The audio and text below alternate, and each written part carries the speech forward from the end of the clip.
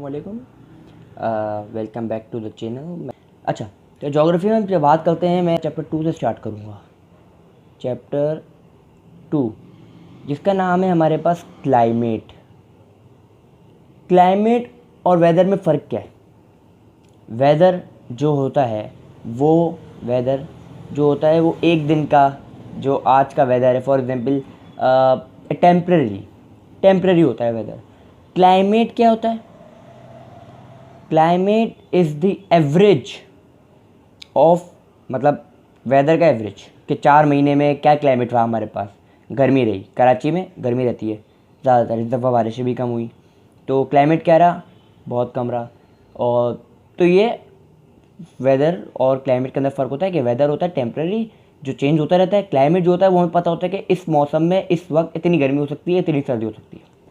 सही है, ये बात हो गई हमारी क्लियर। अच्छा, तो अब हम चलते हैं आगे की तरफ। सबसे पहले जो टॉपिक होगा हमारा वो होगा समर मानसून। मानसून्स की बात कर रहे हैं, मानसून सीजन्स के नाम होते हैं कुछ। मानसून। अच्छा, सबसे पहले तो इसका टाइम पीरियड आप लोग नोट कर लें क्या होता है। ये होती है जुलाई से लेकर सितंबर तक। नंबर 1, जुलाई से सितंबर तक। सही है। इसके बाद ये किस वजह से होती है तो सुने। Land is heated by sun, sorry मैंने गलत बोला।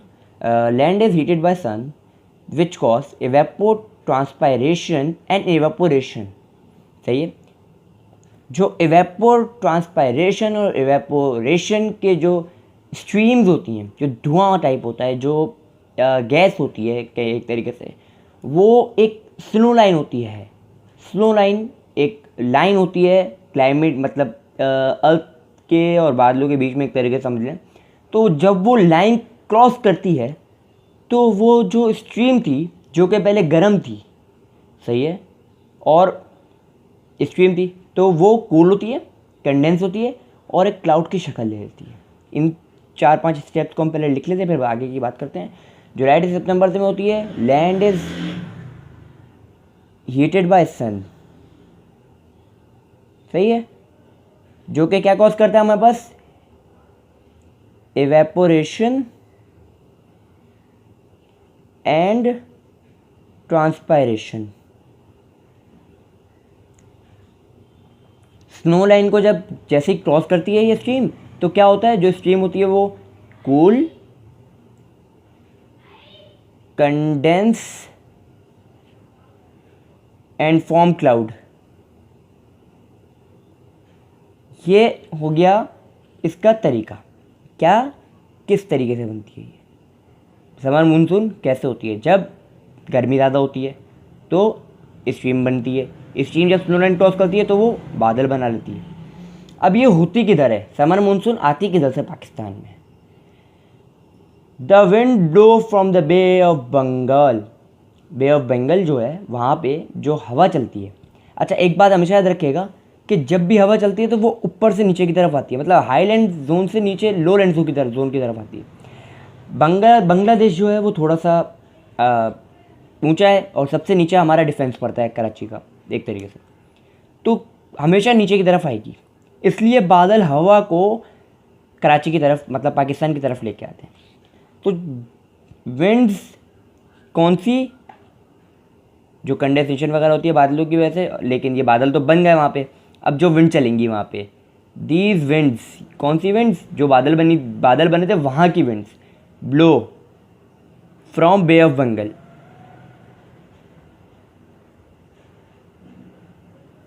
सही है। अब जब बे ऑफ बंगाल में ये हवा चलना शुरू हुई तो ये कहाँ का बारिश बरसाएगी? कुछ सोचे। पाकिस्तान में आना है इसको, पहले बांग्लादेश है, फिर इंडिया है, फिर पाकिस्तान है, 3 जगह है। तो इट कवर्स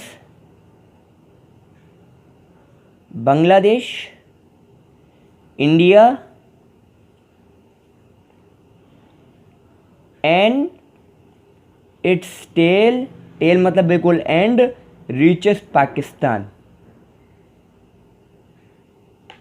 सही है।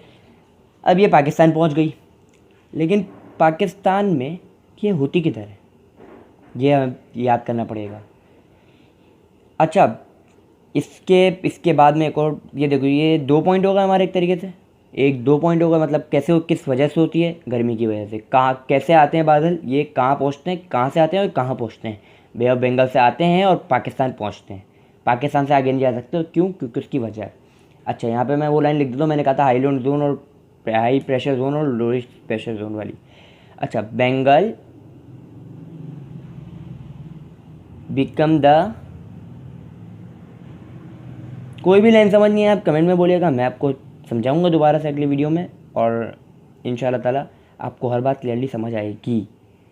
Zone and Sindh is lowest pressure zone. क्या बात समझ आई?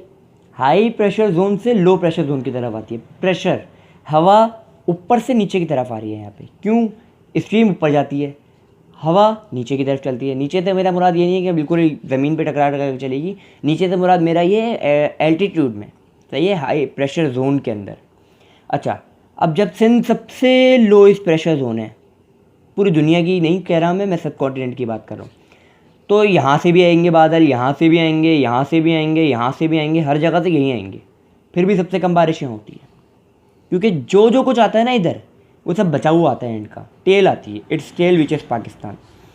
सही है, अब ये मैंने आपको बताया, जोन की बात की थी मैंने, सही है, ये यहाँ पे हमारा चौथा पॉइंट, चौथा नुक्ता कवर हुआ। आफ्टर डैट पाकिस्तान में सबसे ज़्यादा बारिश कहाँ होती है और सबसे लोएस्ट बारिश कहाँ होती है, खुद सोचने वाली बात है। पाकिस्तान में बादल जो आते हैं बांग्लादेश से, वो आते हैं पंजाब में, तो maximum rain in Punjab and lowest in, lowest फिर मैंने बताऊंगा सबसे लोएस्ट जोन कौन सी है, सिंध, सबसे लोएस्ट जोन सिंध है, तो लोएस्ट रेन इन सिंध। अच्छा, ये बारिश होती किधर है, ये सिर्फ और सिर्फ प्लेन एरियाज पे होती है, ये बात याद रखिएगा। ये कभी भी माउंटेन एरियाज़ पे नहीं होगी, ये कभी भी आपको डेजर्ट एरिया में नहीं मिलेगी, ये आपको सिर्फ प्लेन एरियाज़ में मिलेगी, स्पेशल है वहाँ, प्लेन एरियाज़ में आपको स्पेशल मिलेगी। प्लेन एरियाज़ है कौन से, आप लोगों को पता है कौन कौन से हैं, Sindh, upper plains, lower plains, Indus plains, पता है ना ये सब, तो ये प्लेन एरियाज़ में होती है, special in plain areas. Notes की अगर आपको सॉफ्ट कॉपी चाहिए तो मेरे पास बिल्कुल भी अवेलेबल नहीं है, आप लोग कॉपी कर सकते हैं, स्क्रीनशॉट्स ले सकते हैं और ख़ुद कॉपी कर सकते हैं एरियाज़, सही है। अब इसकी प्रेसिपिटेशन क्या होती है, खुद एक बात याद रखिएगा, जब भी प्लेन एरियाज़ में बारिश प्रेसिपिटेशन की बात करेंगे तो वो हमेशा रेन की फॉर्म में होगी, रेन फॉर्म। अगर यहाँ पे हाईलैंड जोन की बात करते तो शायद बर्फ़बारी होती, अगर हम डेजर्ट की बात करते तो शायद यहाँ पे बारिश ही नहीं होती, क्लाउडी कंडेंस कर जाते, तो ये बात हमें ध्यान में रखनी पड़ती है, सही है। ये एक सवाल है, ये पास पेपर में आ चुका है, इसकी वर्डिंग्स पे गौर करें पहले तो। Why does less rainfall take place in Karachi than in Lahore. अच्छा, सबसे पहले इसके अंदर हमें 2 से 3 पॉइंट तो कवर करवाने पड़ेंगे, क्योंकि 4 मार्क्स का सवाल है, 4 मार्क्स के लिए आपको कम से कम 4 पॉइंट्स तो लिखने ही लिखने। तो पहला पॉइंट यह आएगा, the distance between the bay of Bengal and Lahore is lesser than Karachi.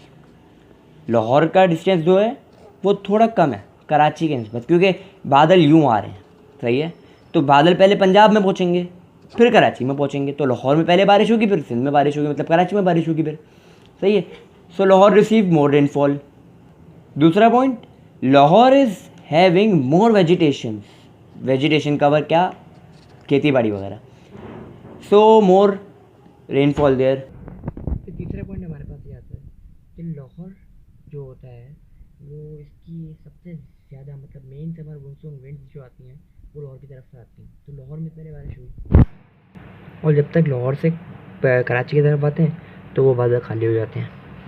और चौथा पॉइंट हमारे पास ये आएगा कि लाहौर में कोई इन्वर्जन लेयर नहीं है, Karachi is having the influence of temperature inversion layer, इसलिए कराची में कम बारिश होती है। तो अगला हमारा टॉपिक जो होगा वो कुछ होगा western depression, western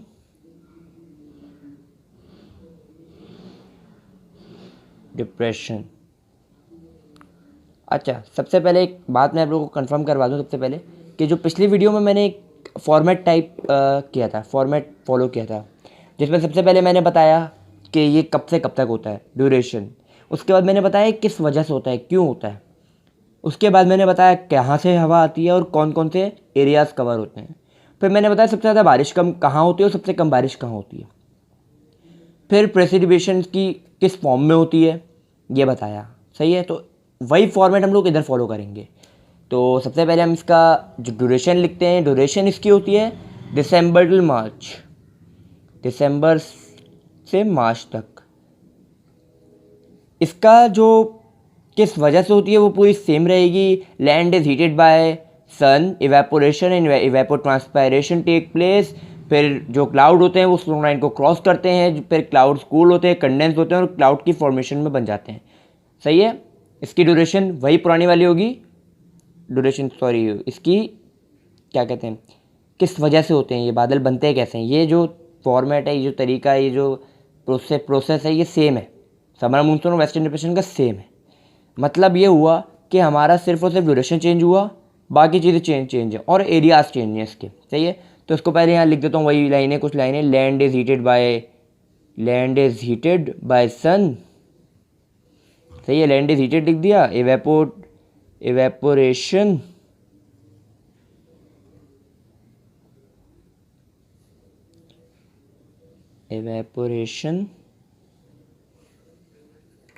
and transpiration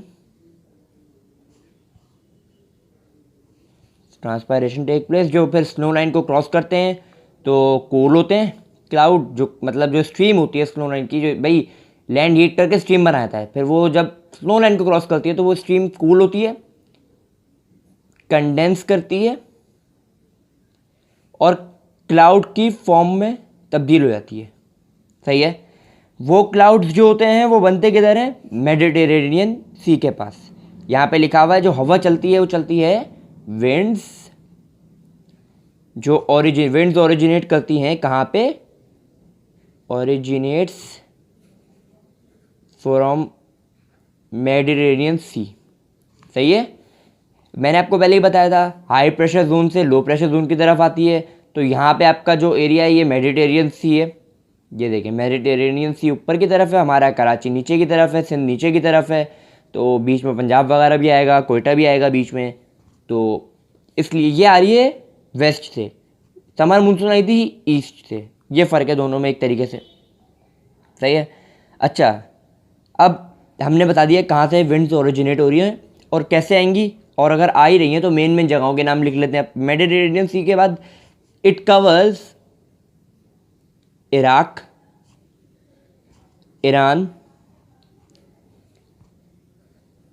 Afghanistan,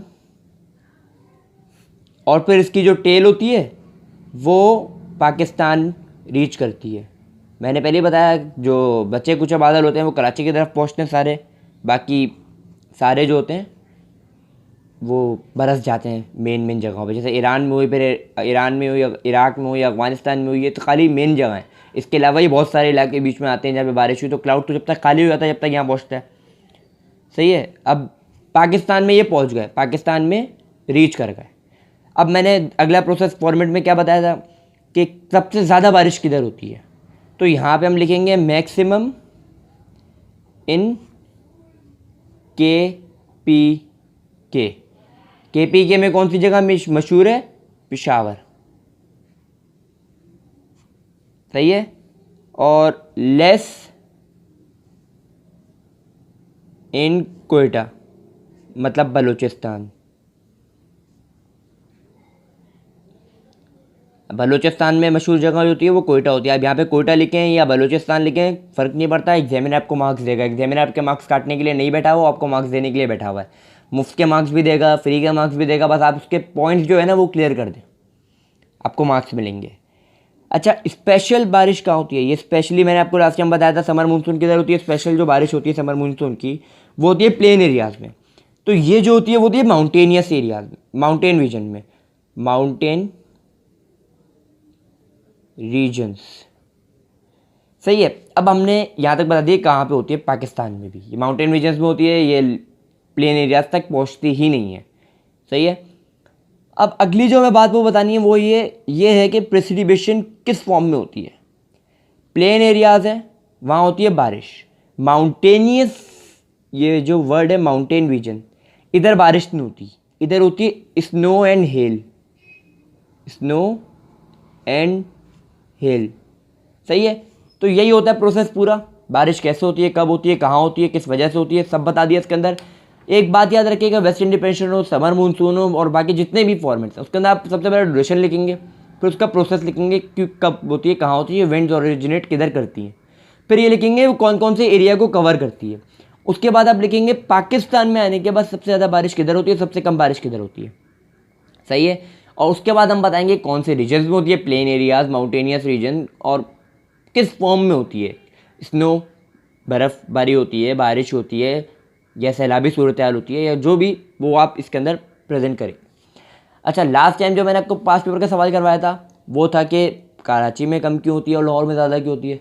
यहाँ पे जो सवाल है वो कुछ अलग तरीके का है। यहाँ पे तकरीबन सेम है, बस इसके दो जो नाम है ना, कराची और लाहौर, ये चेंज हो गई। ये कोयटा दैन पेशावर हो गया। मतलब बलूचिस्तान में बारिश कम, बर्फ़बारी कम क्यों होती है और पेशावर में ज़्यादा क्यों होती है, यहाँ पे ये सवाल बनता है। तो यहाँ पे मैं आपको सवाल लिख देता हूँ, जवाब मैं आपको लिखवाऊँगा नहीं, खाली बताऊँगा। बाकी आप लोग पास पेपर से हेल्प ले सकते हैं, पास पेपर से, इंटरनेट से, नोट्स से, कहीं से भी हेल्प लें, काम हो जाएगा आपका, सही है। लेस रेनफॉल इन कोयटा, इसकी वर्डिंग्स आगे पीछे हो सकती हैं बट सवाल ऐसा ही होगा अगर आएगा तो। पेशावर, इसका जवाब क्या होगा?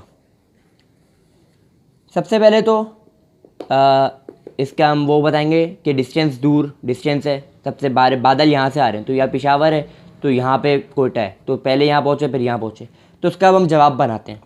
इसके हमें ये 4 मार्क्स का सवाल है, ये 4 मार्क्स, तो हमें कम से कम 4 पॉइंट्स तो देने पड़ेंगे भाई एग्जामिनर को, ताकि वो हमें मार्क्स दे। तो एग्जामिनर को हम सीधा सीधा बोलेंगे Peshawar reaches receive the main winds, सही है, while Quetta receive secondary winds. क्यों? पहले पेशावर में पहुंची है फिर कोयटा में पहुंची है, तो मेन विंड्स जो है, विंड्स के प्रेशर की वजह से बारिश होती है, तो विंड्स का प्रेशर मेन पेशावर में होता है। फिर जब यहाँ कोयटा तक पहुंचती है, जब उसकी प्रेशर, उसका स्ट्रॉन्गनेस, उसकी वो वीक पड़ जाता है फिर जब कोयटा तक पहुंचता है। इसलिए पहला पॉइंट हमारा ये हो गया। सेकेंड पॉइंट हम ये लिखेंगे Peshawar is having more plantation so high transpiration than Quetta. Quetta में इतने पौधे नहीं हैं क्योंकि कोयटा बलूचिस्तान में रहे, और बलूचिस्तान में आप लोगों को पता है कि डेजर्ट्स हैं, सही है। तीसरा पॉइंट हमें देना है Peshawar is a valley so more rain than Quetta. Valley है, वैली का मतलब पता है, यू शेप वी शेप, पहाड़ों के बीच की जगह। तो पहाड़ से टकराएंगे बादल, क्रॉस नहीं कर सकते पहाड़ को, तो वहीं बारिश हो जाएगी, सही है, पेशावर में इसलिए ज़्यादा होती है। चौथा पॉइंट जो हम एग्जामिनर को देंगे और बोलेंगे हमें पूरे मार्क्स दो, और बोलेंगे कि हमें पूरे मार्क्स दो, वो ये होगी Quetta receive less rainfall than Peshawar because it is a rain shadow area, सही है। इसका आंसर आप लोगों को देखना है तो मैं आपको दिखा देता हूँ, ये आप लोग देख सकते हैं, ये रहा जवाब इसका, सही है। इसको आप कॉपी कर लें ताकि आप लोगों को फ़ायदा हो। अच्छा, यहाँ पे इसकी कहानी ख़त्म नहीं होती। वेस्टर्न डिप्रेशन का एक और सवाल आ सकता है, 2 तरीके के सवाल आ सकते हैं। एक तो ये तरीके के सवाल हो गया, पास्ट पेपर के सवाल आते हैं, ये आए हुए हैं। दूसरा सवाल ये होता है why does snowfall instead of rain. अब बताओ इसका जवाब क्या होगा भाई। इसको हमें 2 मार्क्स का है तो हमें इसके एग्जामिनर को 2 पॉइंट्स देने पड़ेंगे ताकि वो हमें पूरे मार्क्स दे। हम एग्जामिनर को ये बोलेंगे कि इसके ऊपर 2-3 चीज़ें इफेक्ट करती हैं जिसकी वजह से यहाँ पे बारिश नहीं होती, स्नोफॉल होती। सबसे पहला हाई एल्टीट्यूडनल इफेक्ट, चैप्टर 1 में आप लोगों ने पढ़ा होगा टोपोग्राफी के, वो मैं आपको एंड में पढ़ाऊँगा टोपोग्राफी का चैप्टर, अभी मैं चैप्टर 2 से स्टार्ट करवा रहा हूँ। तो एल्टीट्यूडनल इफेक्ट जो होता है, हाई एल्टीट्यूड इफेक्ट जो होता है वो होता है माउंटेनियस एरिया में, तो ये high altitude due to mountainous area, सही है। और दूसरा क्या, low temperature due to winter. ये देखो इसका ड्यूरेशन चेक देखें आप लोग, तो दिसंबर से मार्च तक है ड्यूरेशन, दिसंबर टिल मार्च, तो इस वक्त तो होती सर्दी है, ख़ासतौर पर पेशावर, कोयटा, ये तो पहाड़ी इलाके, यहाँ पे ज़्यादा ठंड होती है। क्यों होती है? क्योंकि लो टेम्परेचर होता है, इसलिए बर्फ़बारी होती है, बारिश नहीं होती। वो है रिलीफ रेनफॉल। सही है, तो कंटिन्यू करते हैं।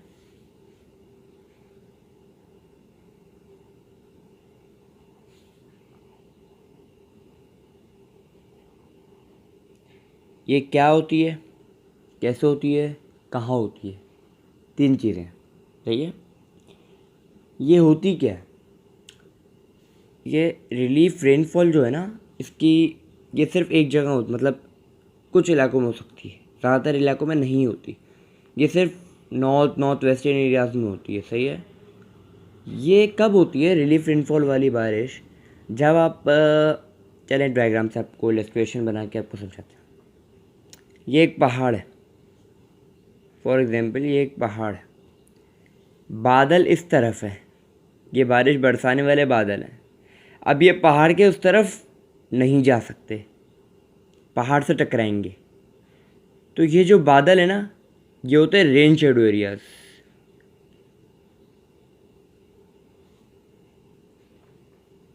ये बादल के पहाड़ के इस तरफ वाले, उस तरफ तो अलग बादल आएंगे, वो अलग बरसेंगे, वो तो अलग ही कहानी।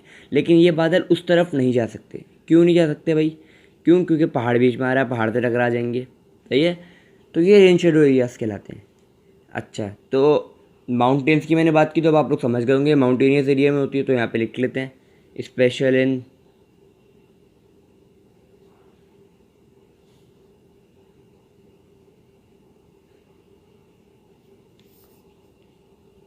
Mountain areas. सही है। दूसरा पॉइंट इसका क्या आएगा? अब माउंटेन एरियाज है। सही है। पाकिस्तान में माउंटेन्स किस किस तरफ है? नॉर्थ, ये देखें, नॉर्थ, साउथ, वेस्ट, ईस्ट। तो इधर से इधर तक आपके माउंटेन चलते हैं एक तरीके से। तो यहाँ पे हम क्या लिखेंगे?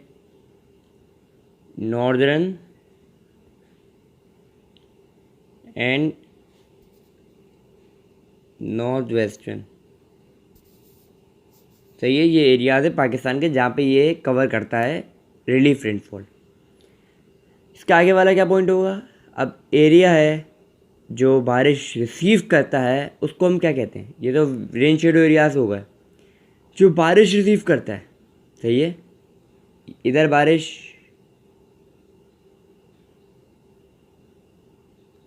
इधर बारिश हुई थी, तो इसको हम दो नाम देते हैं। एक तो ये हो गया रेन शेडो एरियाज, इसका दूसरा नाम भी है the area receive rain, area receive rain is called, दो नाम है इसके। एक तो ऊपर लिखा हुआ है रेन शेडो एरियाज, दूसरा है लीवर्ड साइड और रेन शेडो। सही है। अब हमने बताना है कि ये कौन कौन से इलाकों में होती है, तो हम यहाँ पे एग्जांपल देते हैं भाई।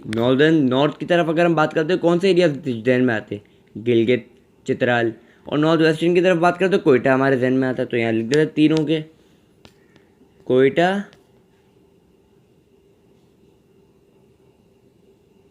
गिलगित। इसके अलावा भी बहुत सारे शहर होते हैं, सारों के नाम आपको मेंशन करने नहीं होते। ये तो खाली एग्जामिनर को आप दिखाते हो कि भाई हमें पता है कहाँ कहाँ बारिश हो रही है। Rain shadow areas. सही है भाई। कहाँ कहाँ होती है? इन तीन के अलावा भी बहुत सारी जगह होती है, लेकिन हम एग्जामिनर को सिर्फ मेन जगहों के नाम बताते हैं। तो इतना सा रिलीफ रेनफॉल है। तो हम टॉपिक कर रहे हैं ना, वो है, उसका जो हम टाइटल है वो है कन्वेक्शनल करंट्स या कन्वेक्शनल रेनफॉल। दोनों एक ही टर्म होती हैं। कुछ लोग कन्वेक्शनल करंट्स बोलते हैं, कुछ लोग कन्वेक्शनल रेनफॉल बोलते हैं, कोई फ़र्क नहीं पड़ता, दोनों एक ही चीज़ है। सही है। अच्छा, तो अब हमें क्या क्या करना है? अब हम इसके सबसे पहले फॉर्मेशन बतानी है, किस तरीके से फॉर्म होता है। उसके बाद एरिया बताने कौन कौन से कवर करता है। फिर उसके बाद सबसे कॉमन किधर होती है ये बताना, बस। तो भाई सबसे पहले तो हम ये बताएंगे कि फॉर्मेशन कैसे होती है। सन इज़ हीटेड, तो सन, लैंड इज़ हीटेड बाय सन। पहला पॉइंट तो यही होता है हमारा तकरीबन हर क्लास हर एक उसके अंदर फॉर्मेशन वगैरह में। सही है। As the cool air hit the ground it is heated. सही है। हवा जो चल रही है भाई, मैं लिख के बताता हूँ। फॉर्मेशन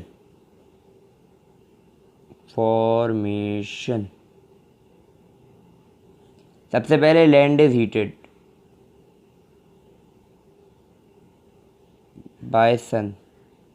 लैंड हीट हो गया सन से। अब जब भी कोई हवा टकराएगी ज़मीन से तो उसकी स्ट्रीम उड़ेगी, उसकी स्ट्रीम बन जाएगी। देखो भाई, as the air hits the ground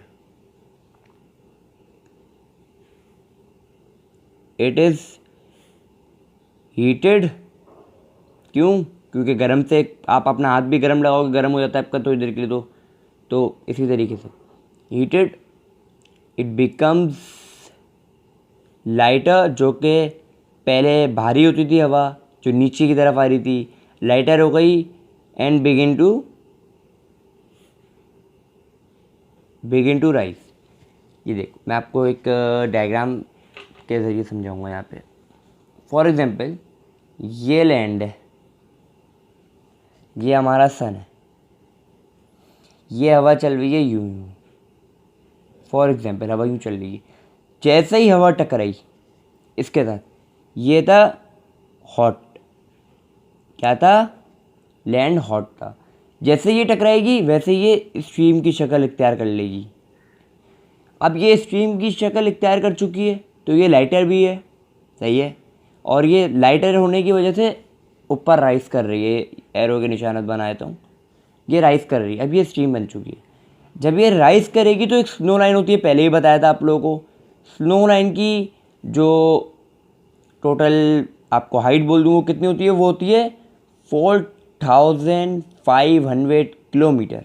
जब 4500 किलोमीटर के उस पार जाती है, ये इधर से इधर जब आएगी तो ये दोबारा जो ये स्ट्रीम थी वो कूल होगी, कंडेंस करेगी और क्लाउड बन जाएगी।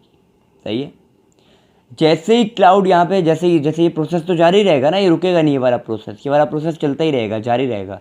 तो जैसे ही बादल बहुत बड़ा हो जाएगा और पानी को नहीं रोक पाएगा तो फिर बारिश शुरू होती है। सही है। अब यहाँ पे इसको लिख देते हैं सही तरीके से। राइज कर दिया था तो फिर कूल हो गई, जैसे ही स्नो लाइन को क्रॉस करा, कंडेंस इन फॉर्म क्लाउड। यहाँ पे लिख देता हूँ स्नो लाइन क्रॉस करती है जब। जैसे ही स्नो लाइन क्रॉस करेगी वैसे ही बादल की शक्ल इख्तियार कर लेगी। सही है। इसलिए कहते हैं हवा का मेन किरदार होता है बारिश में। बारिश से पहले, मतलब बारिश में नहीं, बारिश से पहले, क्योंकि बादल ही हवा की वजह से बन रहे हैं यहाँ पे। तो अब ये तो मैंने बता दिया फॉर्मेशन। यही फॉर्मेशन जो है, यही फॉर्मेशन एक और प्रोसेस में चलेगा, मैं आपको बाद में बताऊंगा। यही दिखाऊंगा कहाँ चलता है। सही है। अब ये कौन से एरियाज़ को कवर करती है, हम लिखेंगे यहाँ पे northern areas and north western.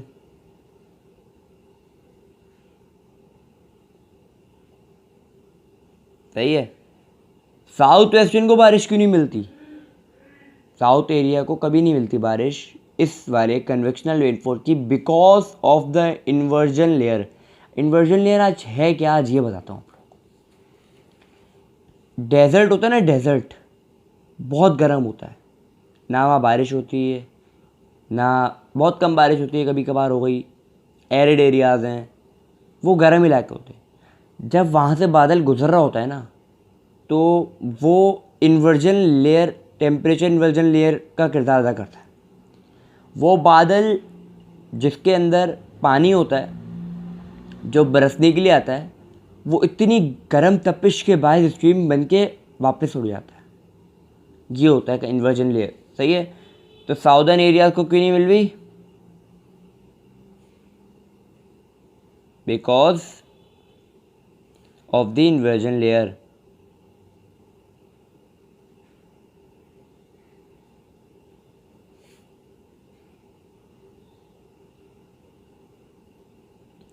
सही है, इन्वर्जन लेयर आ गई। इन्वर्जन लेयर की वजह से ही आप देखें, जब मैंने आपको एक सवाल कराया था कि कराची और पंजाब, कराची और पेशावर में, नहीं दूसरा लाहौर, सॉरी, जब कराची और लाहौर का सवाल कराया था तो कराची और लाहौर में बारिश के ज़्यादा, कराची में कम और लाहौर में ज़्यादा होने का भी यही मकसद था। इन्वर्जन लेयर बीच में किरदार अदा कर रही थी। सही है। अब ये बता दिए नॉर्थ वेस्टर्न और नॉर्दर्न माउंटेन्स में हो रही है। सबसे ज़्यादा बारिश किधर होती है? ये होती है पेशावर एंड रावलपिंडी, सबसे ज़्यादा बारिश होती है। और ये होती कब है? मैं पहला स्टेप भूल गया यहाँ पे आज। हाँ, होती कब है? ड्यूरेशन, ये खाली अर्ली समर्स में होती है। अर्ली समर्स से मुराद, समर्स कब आता है? जून, जुलाई, अगस्त, ये समर चल रहा होता है। मार्च, ये होती होगी मार्च अप्रैल के दरमियान तकरीबन, अप्रैल मई जून, ये वाले महीने। सही है। तो अगला हमारा टॉपिक इसी वीडियो में मैं बता रहा हूँ, वो है थंडर स्टॉर्म का। थंडर स्टॉर्म की पूरी फॉर्मेशन का प्रोसेस यही है। लैंड हीट करता है, एयर राइज करती है, कंडेंस करती है, एयर फॉर्मेशन ऑफ क्लाउड बनती है, सोलर क्रॉस करती है, बादल बन जाता है, बादल जैसे भारी होता है बारिश बरसता है। सही है। ये भी कॉमन है नॉर्थ वेस्टर्न एरियाज़ में। सही है। लेकिन इसके अंदर बस कुछ पॉइंट्स जो हैं वो बढ़ेंगे। देखो भाई, ये हमने बना दिया थंडर स्टॉर्म।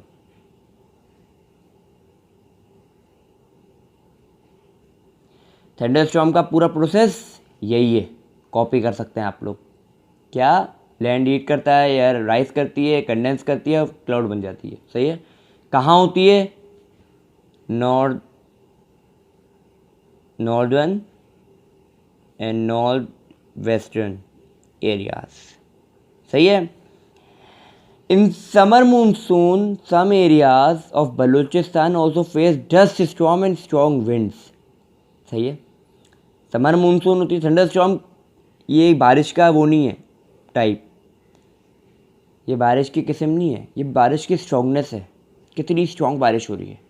थंडर स्टॉर्म, बहुत तेज़ बारिश हो रही है, गरज चमक के साथ बारिश हो रही है।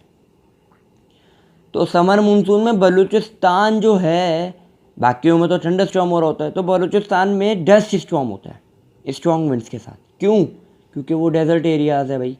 यहाँ लिख देते हैं Balochistan faces dust storms because of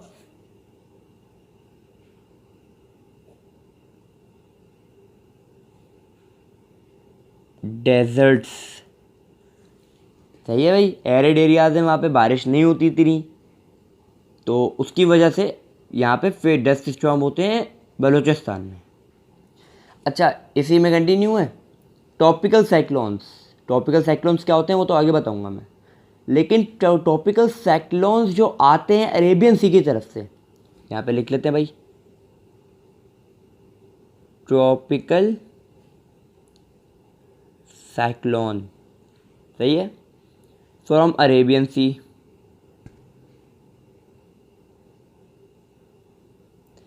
ये भी कॉज करते हैं wind storms, rains and thunder storms. सही है। कहाँ कहाँ? कोस्टल एरियाज में cause wind storm, thunder storm. सही है। तो कहाँ होती है? Coastal areas. कोस्टल एरियाज कौन कौन से हैं? कराची, गवादर, पता होगा। कोस्टल एरियाज, सिंध बलूचिस्तान के कोस्टल एरियाज पे। बस ये कहाँ तक बताया मैंने? ये थंडर स्टॉर्म तक बताया है। इसी वीडियो में मैं ट्रॉपिकल साइक्लोन भी बताता हूँ क्या होता है। तो ट्रॉपिकल साइक्लोन क्या होता है आपका? ट्रॉपिकल साइक्लोन कोई बड़ी चीज़ नहीं है सीखने को, बहुत छोटी सी चीज़ है ये। इसकी आप खाली एक चीज़ देख लें, a cyclone is a low temperature pressure sorry a cyclone is a low atmospheric pressure zone. सही है, कहाँ होता है? Low atmospheric pressure zone. सही है। Where wind flows inward spiral direction which is anti clockwise. हवा एंटी क्लॉकवाइज, हवा यूँ चलती है ना, वैसे इस दौरान यूँ चलती है जिससे साइक्लोन बनता है। यहाँ पे लिख लेता हूँ, ये पूरी डेफिनेशन है, इसको आप याद कर लेगा क्योंकि 2 ही लाइनों की तो है, इसमें कोई मेहनत भी नहीं जाएगी आप लोगों की। अ cyclone is a low atmospheric pressure zone. सही है, इसको याद ही कर ले तो मैं तो कहूँगा अच्छी बात है, वरना मर्जी है आप लोगों की। Where wind flows inwards spiral direction, जो कि कौन सी मूवमेंट होती है? Anti clockwise.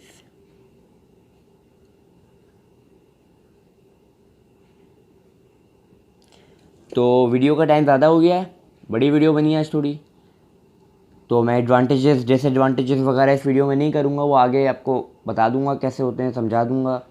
तो फ़िलहाल आज के लिए इतना ही। आज हम लोगों ने क्या क्या टॉपिक्स कवर किए हैं आज के वीडियो में? आज के वीडियो में हमने 3 टॉपिक्स कवर किए हैं आज। सबसे पहला कन्वेक्शनल रेनफॉल किया हमने। सही है, कन्वेक्शनल रेनफॉल की फॉर्मेशन, फिर कहाँ कहाँ होती है, उसके बाद थंडरस्टॉर्म की फॉर्मेशन, फिर कहाँ कहाँ होती है। उसके बाद मैंने आपको बताया टॉपिकल साइक्लोन्स क्या होते हैं। Merits and demerits of rainfall के बारे में पढ़ेंगे। सही है, इसके साथ साथ ही हम लोग दूसरा टॉपिक भी इस वीडियो के अंदर ही करेंगे, वो कंट्रोलिंग फैक्टर्स ऑफ पाकिस्तान भी होगा। लेकिन पहले हम merits and demerits of rainfalls की बात करते हैं। तो बगैर टाइम वेस्ट किए आगे बढ़ते हैं। सही है, सबसे पहले एडवांटेजेस मतलब फ़ायदे क्या होते हैं बारिश के? हरियाली बढ़ती है, हमने बच्चे होते हैं, बच्चों से पूछो बारिश के क्या फ़ायदे, हम खुश होते हैं, बारिश से हरियाली बढ़ती है, ये सब। लेकिन असल एडवांटेजेस अगर हम जोग्राफिकली देखें तो कुछ 5 एडवांटेजेस हैं। सबसे पहला एडवांटेज हमारे पास है वो ये है कि इट फिल्स रेजर्वॉयर्स एंड रिवर्स। सही है, क्या करता है? रेजर्वॉयर्स और रिवर्स को फिल कर देता है। नंबर 2 क्या आएगा? ये वाटर फॉर इरिगेशन बनता है, जो बारिश का पानी है इरिगेशन में मदद करता है। Number 3 HEP hydro electric power क्या होती है? बिजली वगैरह, डैम्स, इन सब के लिए पानी जमा हो जाता है। सही है। Number 4 water for Birani crops, जिनको हमें पानी देना पड़ता है। सही है, वो बारिश से मिल जाता है। सही है, ये रहा। और नंबर 5 जो हम एडवांटेज की बात करें वो ये होगा कि जो स्नोफॉल होती है पहाड़ी इलाकों में, वो टूरिज़्म में बड़ी काम आती है। उससे टूरिस्ट को मुतवज्जा करती है अपनी तरफ, कहती है आओ मेरे पास आओ, स्नो कहती है कि मुझे आके देखो। और लोग तड़पते हैं स्नोफॉल को देखने जाते हैं। बड़ी बड़ी जगहों पे लोग नॉर्दर्न एरियाज क्यों जाते हैं स्नो देखने, पहाड़ देखने, बड़ी आबशारें देखने। तो ये टूरिज़्म में बड़े काम आती है। सही है, ये 5 रीजंस मैंने आपको बताए हैं। सही है, इन 5 को अगर आपके पास सवाल आ जाए right the advantage of rainfall, तो हमेशा याद रखिएगा कि 4 मार्क्स से बड़ा नहीं आएगा। और अगर आप ये 5 भी लिख दो तो उसके अंदर आपको पूरे 4 मार्क्स मिलेंगे। लेकिन अक्सर सवाल आता है right the advantages and disadvantages of rainfall, तो उसके अंदर आपको not only advantages but disadvantages भी लिखने पड़ते हैं। जैसा मैंने पहले बोला कि ये तो स्नो है, ये देखें डिसएडवांटेज कितना बड़ा दिख रहा है सबको, इस तस्वीर में दिख रहा है, इस तस्वीर में पता चल रहा है कि डिसएडवांटेज क्या है।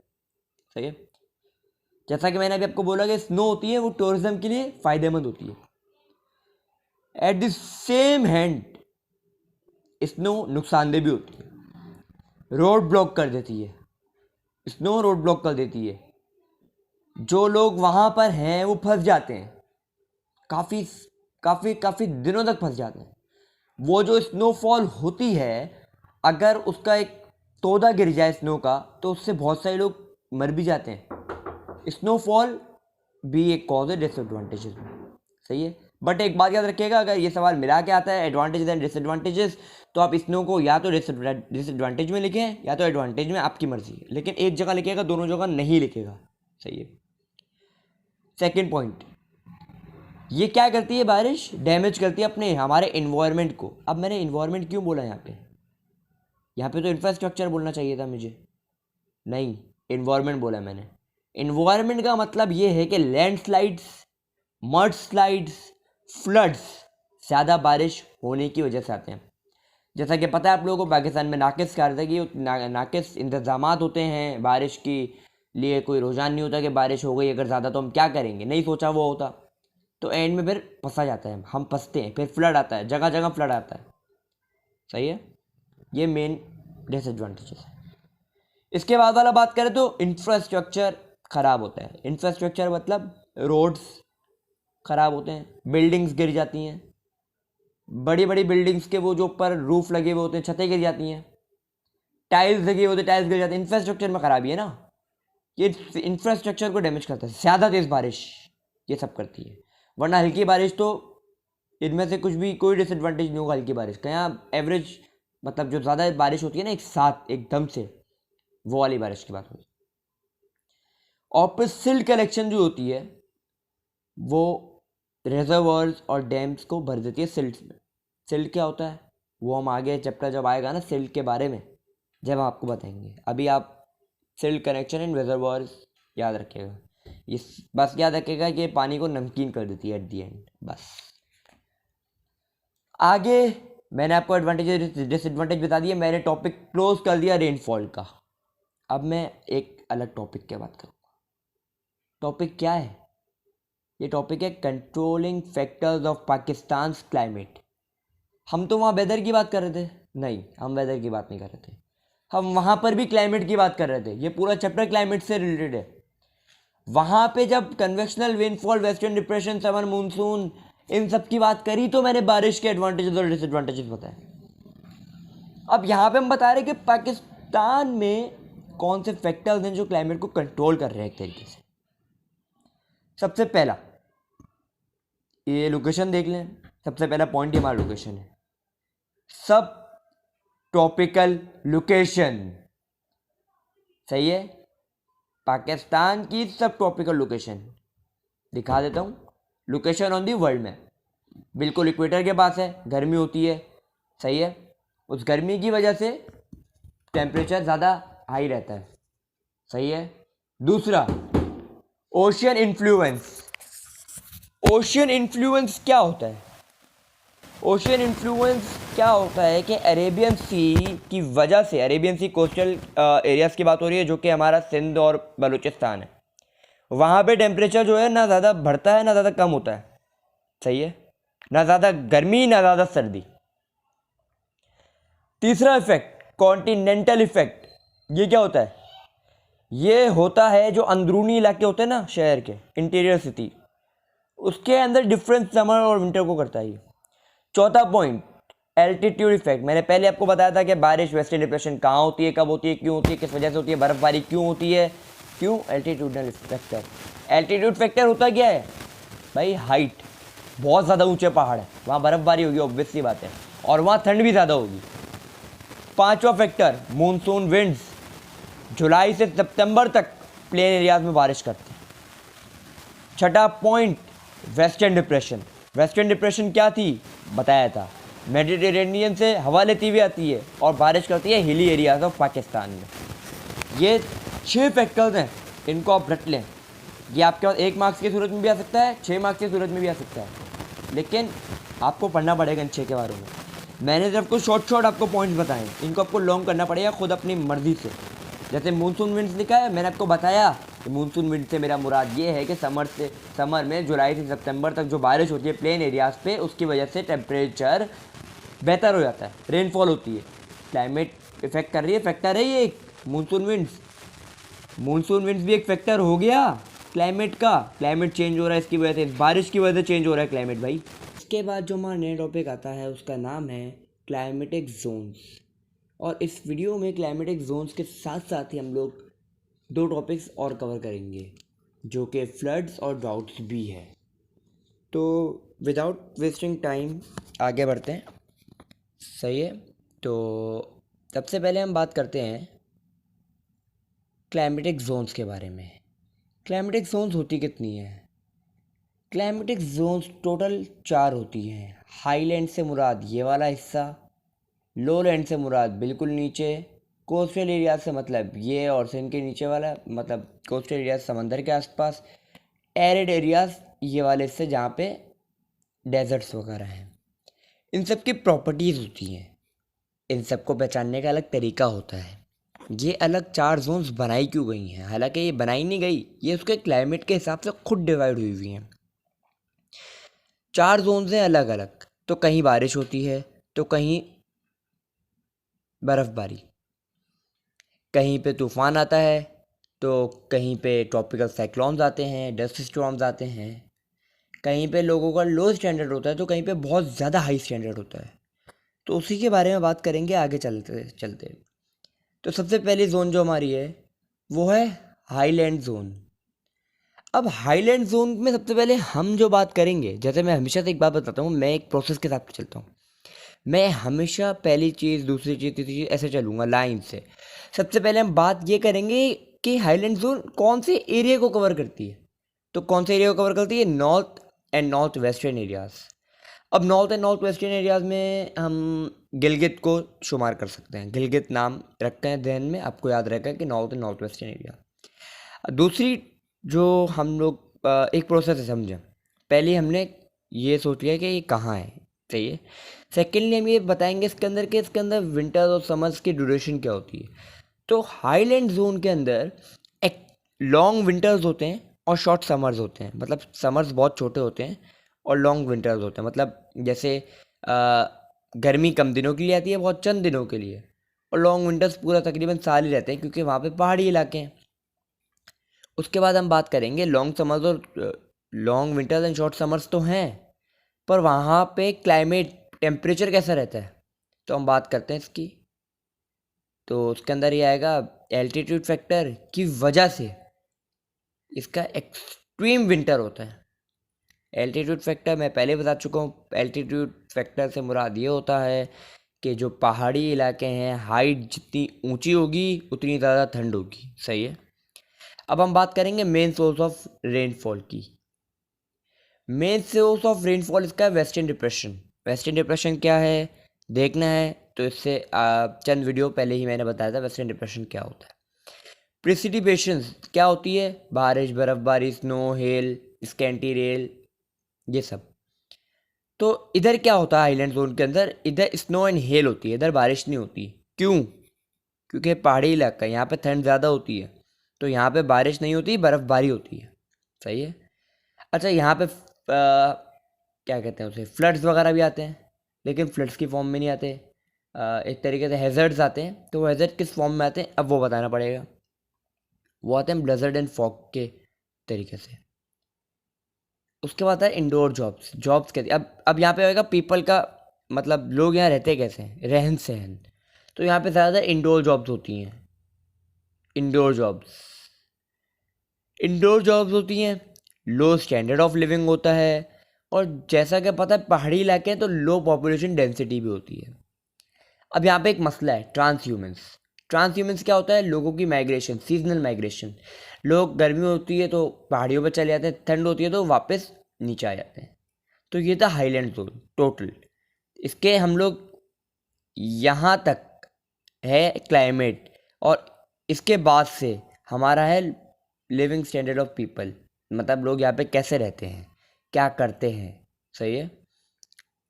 इसके अलावा भी आप लोग बहुत कुछ ऐड कर सकते हैं, लेकिन ये मैक्सिमम मार्क्स आपको हाईलैंड जोन के सवाल के ऊपर मिल सकते हैं। अब हम बात करते हैं सेकेंड जोन ऑफ पाकिस्तान, जो कि है लोलैंड जोन। लोलैंड जोन कहाँ है? इंडस प्लेन्स में, जैसे कि सबसे पहले इंडस प्लेन्स के अंदर से आप एक्सक्लूड कर दें, निकाल दें डेजर्ट्स और कोस्टल एरियाज़ को, क्योंकि उनकी अलग जोन है, वहाँ पे अलग तरीके का क्लाइमेट होता है, अलग तरीके के लोग रहते हैं। यहाँ पे long summers and short winters होते हैं। क्यों? क्योंकि ये प्लेन एरियाज़ है। प्लेन एरियाज़ पे ज़्यादा ठंड भी नहीं होती और ज़्यादा गर्मी भी नहीं होती। उसके बाद आता है कॉन्टिनेंटल इफेक्ट। क्यों कॉन्टिनेंटल इफेक्ट? क्योंकि प्लेन्स का एरिया, प्लेन्स के एरिया पे ये सब चीज़ें आपको मिलेंगी आराम से। इसके बाद मेन सोर्स ऑफ रेनफॉल इसका क्या है? मेन सोर्स ऑफ रेनफॉल इसका है समर मानसून। समर मानसून क्या है? पीछे कुछ वीडियोस में ही मैंने आपको बताया था। उसके बाद प्रेसिपिटेशन यहाँ पे किस तरीके की होती है? बारिश होती है, बर्फ़बारी होती है। हमेशा याद रखिएगा प्लेन एरियाज़ में आपको कभी भी बर्फ़बारी, tropical cyclones, dust storms, droughts, blizzard and fogs ये सब नहीं मिलेगा। वहाँ पे आपको बारिश मिलेगी और बारिश के बाद फ्लड्स मिलेंगे एज अ हैज़र्ड। सही है। उसके बाद हम देखते हैं इनका लिविंग स्टैंडर्ड लोगों का। लिविंग स्टैंडर्ड मतलब लोग वहाँ के रहन सहन। तो वहाँ पे इंडोर जॉब्स भी हैं, आउटडोर जॉब्स भी हैं। एक बात याद रखिएगा, जहाँ पे आउटडोर जॉब्स हैं वहाँ इंडोर भी हो सकती हैं, लेकिन जहाँ ओनली इंडोर है वहाँ आउटडोर नहीं हो सकती। इंडोर जॉब्स घर से बैठ के कर सकते हैं आराम से, आउटडोर जॉब बाहर जाना पड़ता है। तो आप कुछ सोचें कि हाईलैंड जोन जहाँ पे पहाड़ी इलाके हैं, इतनी बर्फ़ होती है वहाँ लोग कैसे बाहर निकल के काम करते हैं? नहीं कर सकते, इसलिए वहाँ पे इंडोर जॉब्स थे और यहाँ पे दोनों जॉब्स हैं। इसके बाद है standard of living. Very high नहीं होता लेकिन हाई होता है। सही है। इसके बाद लोगों की पॉपुलेशन डेंसिटी कितनी होती है? ये भी हाई होती है। और आखिरी के यहाँ पे जो लोग रहते हैं वो सेटल्ड होते हैं और परमानेंट होते हैं। सही है। यहाँ पे हमने यहाँ तक बताया क्लाइमेट वगैरह का जो नेचुरल वगैरह है। सही है। और इसके बाद मतलब इसके नीचे का हिस्सा हमने क्या बताया? हमने आपको ये बताया कि वहाँ पे लोगों का रहन सहन कैसा है। इसके बाद वाली जोन पे आ जाते हैं जो कि है कोस्टल जोन। कोस्टल जोन क्या होती है, कहाँ होती है? स्टार्ट करते हैं। सबसे पहले हमें बताना है कौन सा एरिया है, तो हम यहाँ पे लिखेंगे कोस्टल एरियाज। कोस्टल एरियाज माने Sindh and Makran coast example है ये इसकी। सही है। उसके बाद यहाँ बताएंगे हम लोग की ड्यूरेशन क्या होती है समर विंटर्स की। लॉन्ग समर्स होते हैं और शॉर्ट विंटर्स होते हैं। सही है। उसके बाद हम बताएंगे कि यहाँ पे कौन सा फैक्टर होता है, क्लाइमेटिक फैक्टर कह लें एक तरीके से। तो यहाँ पे हमें ओशियनिक इन्फ्लुएंस मिलती है जो कि टेम्परेचर को ना ज़्यादा ऊपर जाने देती है ना ज़्यादा नीचे। ये समंदर की वजह से होता है, इसलिए इसका नाम कोस्टल जोन में आता है। इसके बाद हम लोग बात करते हैं यहाँ पे बारिश किस कौन सी होती है। बारिश दो तरीके की होती है, मतलब main source of rainfall. Summer monsoon जो होता है वो सिंध में होता है। सिंध में मतलब कराची कोस्टल जोन है एक तरीके से, तो उधर बारिश होती है समर मानसून की। बट वेस्टर्न डिप्रेशन जो है वो होता है मकरान कोस्ट के ऊपर। सही है। उसके बाद हम बात करते हैं कि यहाँ पे प्रेसिपिटेशन क्या होती है। तो प्रेसिपिटेशन इसकी रेनफॉल की सूरत में ही होती है। अब यहाँ पे हैज़र्ड किस तरीके के आते हैं? तो वो आते हैं ट्रॉपिकल साइक्लोन्स। क्यों? क्योंकि समंदर का इलाका है। सही है। अब हम लिविंग ऑफ पीपल की बात करते हैं, तो इसके अंदर आउटडोर जॉब्स भी हैं, इंडोर जॉब्स भी हैं, आसानी से आपको मिलेंगी। फिर very high standard of living है। हाई नहीं है, वेरी हाई है। कोस्टल जोन को लोग प्रेफर करते हैं रहने के लिए, क्योंकि यहाँ पे टेम्परेचर मॉडरेट होता है, ना ज़्यादा ना बहुत ज़्यादा ना बहुत कम। सही है। उसके बाद यहाँ पे जो लोग होते हैं, पॉपुलेशन डेंसिटी, लोगों का स्टैंडर्ड हाई होता है। सब कुछ अच्छा है यहाँ पे, सब कुछ पॉजिटिव में, कोई भी बात नेगेटिव नहीं है। लोगों की पॉपुलेशन डेंसिटी भी बहुत ज़्यादा है। फिर आगे जो पार्ट है वो है हमारे यहाँ पे जो लोग होते हैं वो यहाँ पे सेटल्ड होते हैं या परमानेंटली रहते हैं। सही है। यहाँ पे आपको कोई ऐसा नहीं मिलेगा कि कुछ टाइम के लिए मतलब चला गया बलूचिस्तान के रहने, कुछ टाइम चला गया आगे, कुछ टाइम चला गया फिर आ गया वापस, ऐसे नहीं मिलेंगे। यहाँ पे या तो परमानेंट लोग रह रहे हैं या तो सेटल्ड हो चुके हैं। सही है। इसके बाद अगला जो हमारा है, अगला हमारा जो है, एक सेकेंड, जो अगला हमारा है वो है एरिड जोन। अब एरिड जोन क्या होती है? सबसे पहले तो हमें क्या होती है नहीं सोचना, सबसे पहले हमें ये सोचना है कि किधर होती है। एरिड जोन होते हैं डेजर्ट्स। किधर होते हैं? थल डेजर्ट, थर डेजर्ट, कारान डेजर्ट। सही है। ये 3 डेजर्ट्स हैं। इनके बाद इनके पार्ट्स होते हैं, उन्हें हमें डिस्कस करने की बिल्कुल ज़रूरत नहीं है क्योंकि डेजर्ट्स का टॉपिक अलग है जो मैं आपको समझा चुका हूँ या समझाऊँगा। इसके अंदर क्या होता है, एक्सट्रीम, बिल्कुल एक्सट्रीम समर होता है और एक्सट्रीम विंटर होता है। सही है, long summers and short winters होते हैं यहाँ पे, और एक्सट्रीम पे होता है जो होता है, जो भी टेम्परेचर होता है एक्सट्रीम पे मिलेगा आपको, कम नहीं मिलेगा यहाँ पे, मॉडरेट नहीं मिलेगा यहाँ पे, कूल नहीं मिलेगा यहाँ पे, एक्सट्रीम पे मिलेगा। क्यों? क्योंकि रेत है, और रेत जल्दी गर्म होती है और जल्दी ठंडी होती है।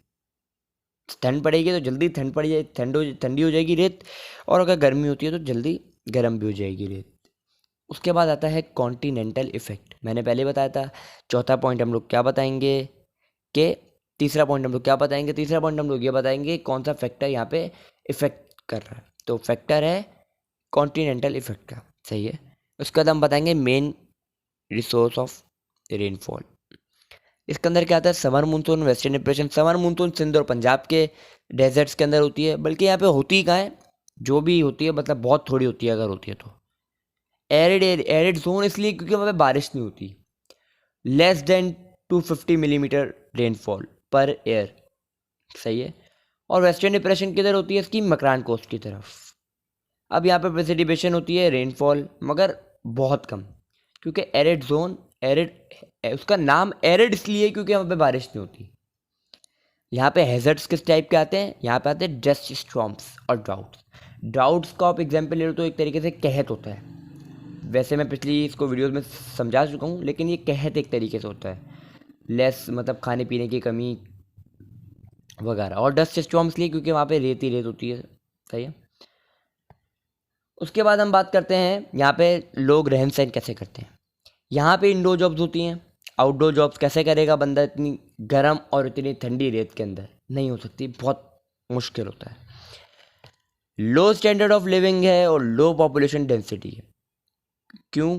क्योंकि इंडोर जॉब्स अवेलेबल है ओनली। सही है, और बहुत गर्मी होती है, बहुत ज़्यादा ठंड होती है, तो लोग यहाँ पे प्रेफर नहीं करते रहना।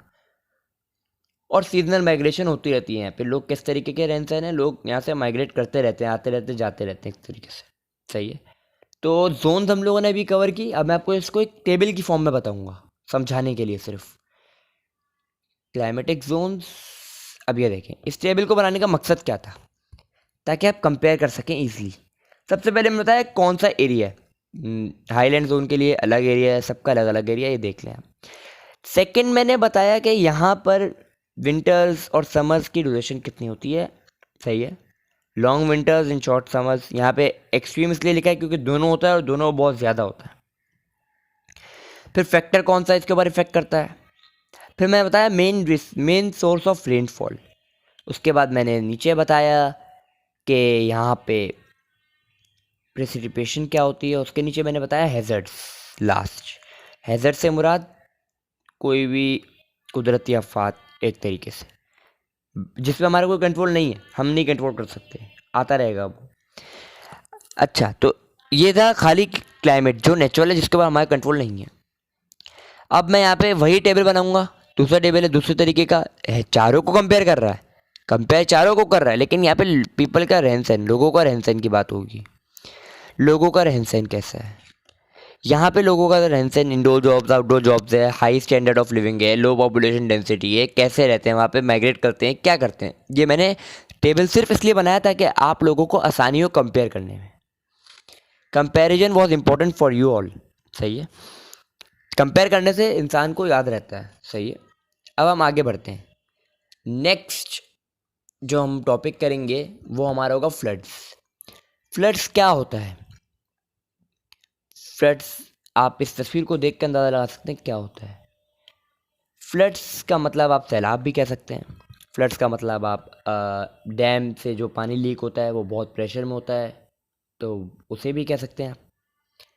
लेकिन असल फ्लड्स क्या होता है, उसके मैं आपको पहले तो रीज़न बताता हूँ।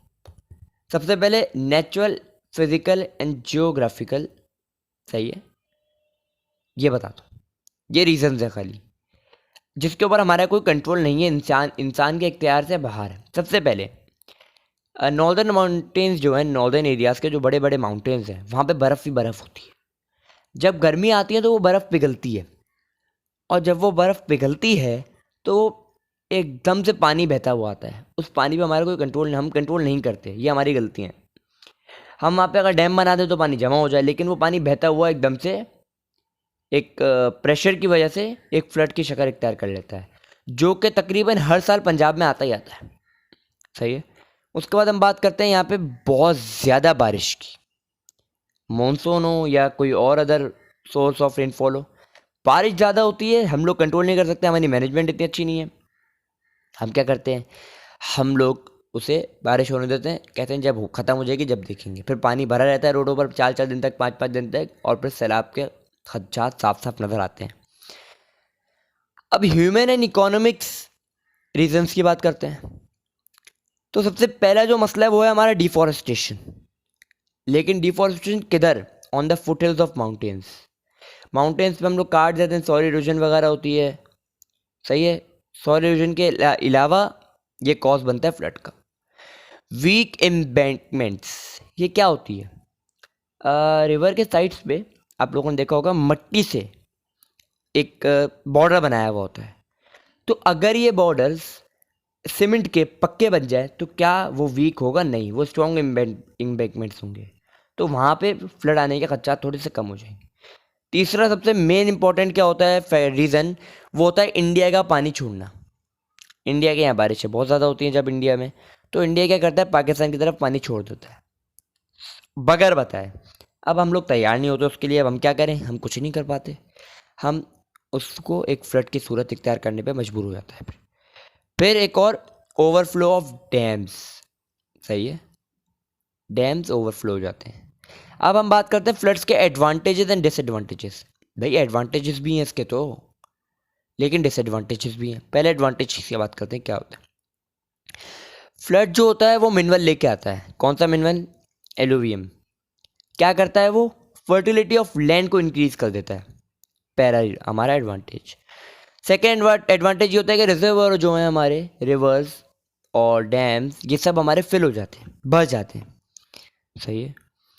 उसके बाद हमारा तीसरा रीज़न जो होता है, तीसरा एडवांटेज जो होता है वो ये होता है, सॉल्ट, नमक जो होता है, जैसे सैलिनिटी एरियाज़ जो मैंने पहले बताया, सैलिनिटी एरियाज़ वो होते हैं जहाँ पे नमक ज़्यादा पाया जाता है। मतलब वो इलाके या वो रिवर्स जहाँ पे नमक बहुत ज़्यादा है, वो सैलाब उसको, नमक को हटा देता है, उस जगह से नमक दूर कर देता है। उसके बाद हमारा है water table are refreshed. Water table क्या होते हैं? बनाए जाते हैं, ये हम लोग चैप्टर 5 या चैप्टर 4 में पढ़ेंगे।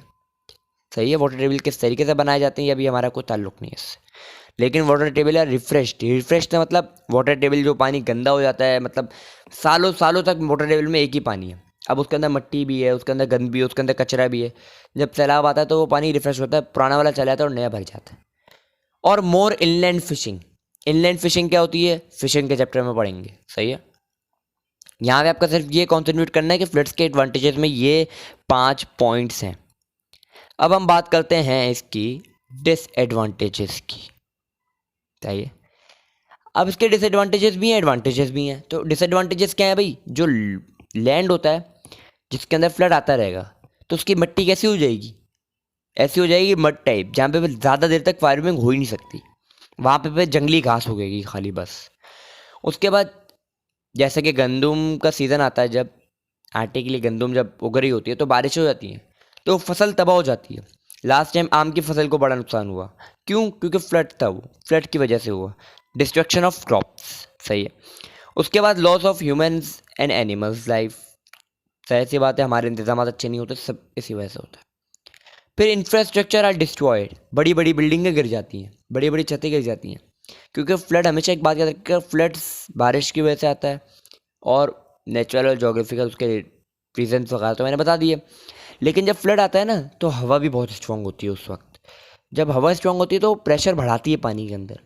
पानी में जब वो प्रेशर बढ़ाती है तो वो बड़े बड़े दरख्त अपने साथ भाग के ले जाता है पानी। पानी स्ट्रांग होता है। सही है। उसके बाद unmetalled road can not be use. भाई जहाँ पे मेटल नहीं है, मेटल से मुराद मेरा ये जो रोड सही से बने हुए नहीं है, तो क्या वहाँ के रोड्स हम लोग इस्तेमाल कर पाएंगे? नहीं कर पाएंगे। क्यों नहीं कर पाएंगे? हम इसलिए नहीं कर पाएंगे क्योंकि बिकॉज ऑफ वो सही नहीं होते, मतलब कैसे चलेंगे, सीधा नहीं होगा जब रोड, तो हम चल नहीं सकते, ऑब्वियस है हम लोग नहीं चल पाएंगे। सही है। तो अगला जो हमारा पार्ट है वो है हमारा ड्राउट्स। सही है। ड्राउट्स क्या होता है? मैंने बताया था कि ये क्लाइमेटिक जोन्स एरिड एरियाज में आता है। सही है। एरिड एरियाज में ड्राउट्स आते हैं। बट व्हाट आर ड्राउट्स, असल सवाल तो ये है। ड्राउट्स के 4 टाइप्स होते हैं। ये टाइप्स आप समझ जाएंगे कि ड्राउट होता क्या है। सही है। From this 4 types of drought, सबसे पहला जो टाइप है हमारा वो है परमानेंट ड्राउट। परमानेंट ड्राउट क्या होते हैं? when the crops cannot be cultivated due to the lack of water। पानी नहीं होता वहाँ पे साल साल। ये पूरे साल की बात हो रही है, हम लोग सीजनल की बात आगे करेंगे। ये पूरे साल की बात हो रही है परमानेंट। 2400 घंटे, हफ्ते के पूरे 7 दिन, साल के पूरे 365 दिन। सही है। एग्जाम्पल ले लें थल डेजर्ट, चागाई डेजर्ट। सही है। इसके बाद दूसरा टाइप हमारा आता है सीजनल ड्राउट। सीजनल होता है कि जब बहुत ज़्यादा देर तक बारिश नहीं होती। फॉर एग्जाम्पल लास्ट टाइम हुई थी, पिछले साल हुई थी जून में, और इस साल अगस्त तक हो गया, बारिश नहीं हुई। एग्जाम्पल दे रहा हूँ। तो यहाँ पे सीजनल ड्राउट कहलाएगा, जहाँ पे लॉन्ग ड्राई स्पेल्स होते हैं। ड्राई स्पेल्स बहुत कम होते हैं। सही है। बहुत ज़्यादा होते हैं ड्राई स्पेल्स, बारिश के स्पेल्स बहुत कम होते हैं। एग्जाम्पल यहाँ की ले लें सॉल्ट रेंज, ये जगहों के नाम बता रहा हूँ एग्जाम्पल में मैं। तीसरा होता है हमारा इनविजिबल ड्राउट्स। ये होता है due to less availability of water. कम पानी की वजह से क्रॉप की प्रोडक्शन कम हो जाती है, कम पानी की वजह से। कैनाल इरिगेशन में ये सबसे बड़ा मसला होता है इसके अंदर, कि इनविजिबल ड्राउट होता है जिसके अंदर पानी कम होता है। जब पानी कम है तो क्रॉप्स भी कम होंगे, क्रॉप्स की प्रोडक्शन कम होगी। नुकसान किसका? मुल्क की इकोनॉमी का। अनप्रिडिक्टेबल ड्राउट, हमें पता ही नहीं होता कि ये कब होगा। कभी बारिश कम हो जाती है, कभी बहुत तेज़ हो जाती है, कभी हरे भरे शहर को ख़त्म कर देती है। ड्राउट अनएक्सपेक्टेड, अनप्रिडिक्टेबल, हम बता ही नहीं सकते ये कब होता है साल में। सही है। ये इसकी खासियत होती है। तो ये था आज के लेक्चर का। Thanks for watching the videos. And दूसरी बात, कोई भी सवाल आपके जहन में किसी भी किस्म का, किसी भी चैप्टर से रिलेटेड, आप कमेंट में लिखें, मैं आपको जवाब दूंगा।